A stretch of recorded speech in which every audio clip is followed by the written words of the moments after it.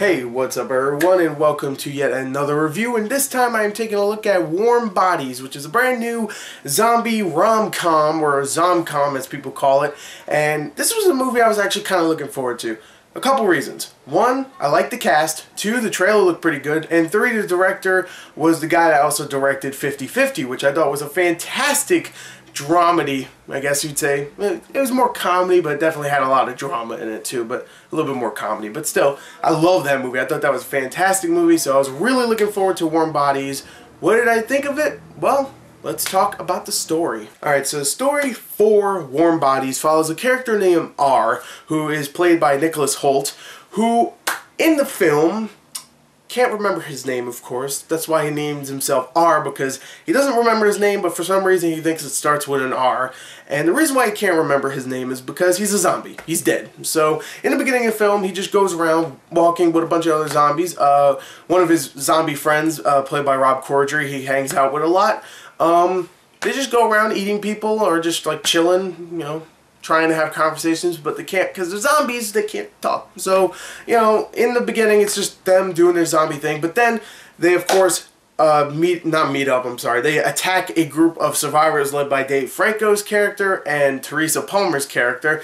And, of course, R is, like, eating some dude, and then he looks over and he sees Teresa Palmer about to get attacked, and he's like, I love her, and he just automatically just gets swooned with this girl. So he goes and, of course, gets her out of there before she gets eaten and takes her to his hideout, which is a big airplane that he just pretty much took over and made his own.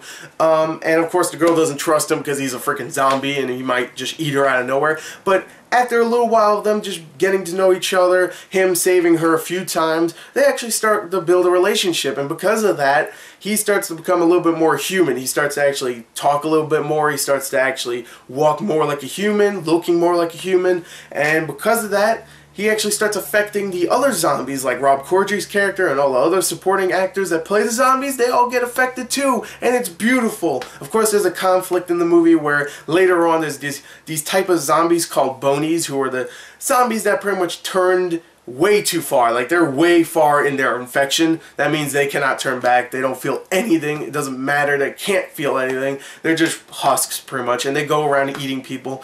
And of course, there's a conflict with that, but for the most part, the story is somewhat Romeo and Juliet, except with a guy named R and a girl named Julie. That's a cool little reference there. Good job, movie makers. But, yeah. There you go.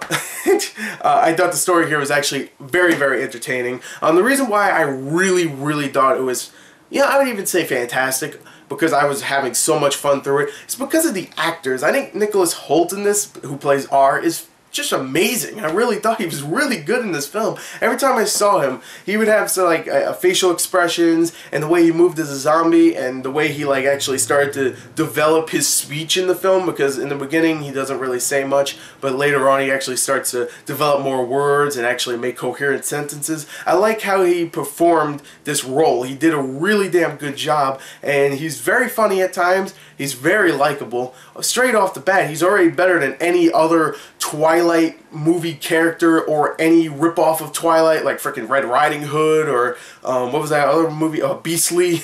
Way better than any character from any of those movies. And I only bring it up because everybody's comparing this movie to Twilight because, oh, it's zombies and they love each other. Shut up. And you know what?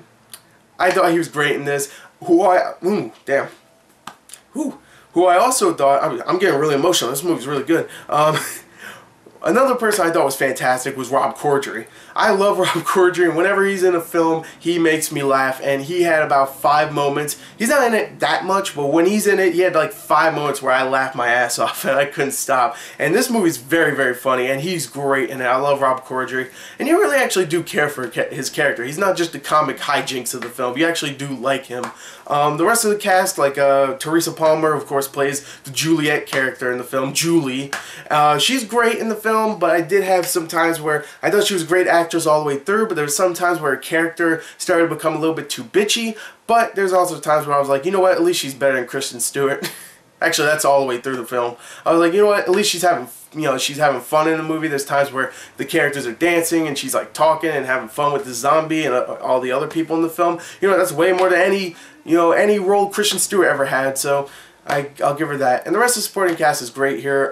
You also have John Malkovich, who's great. Dave Franco, who's barely in it, but he's really good. So overall, I think the acting here really helps the movie's story, which is already a lot of fun, has a lot of great humor, is well-paced, well-directed. But you know what? The acting just added way more to that, and I love the story, and I love all the characters. Even the one, you know, Teresa Palmer's character, who became a little bitchy at times, I even liked her at the end. I really did. So you know what?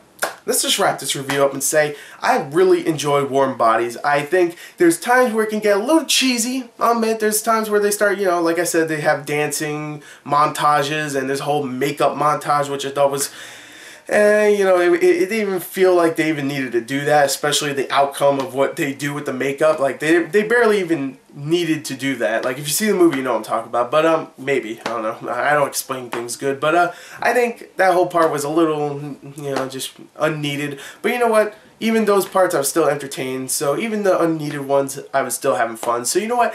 I have to give this a 36 out of 40. I really enjoyed Warm Bodies, and this director that made 50-50, he's not 50-50, he's 100% now. He's doing good. He ain't 50-50.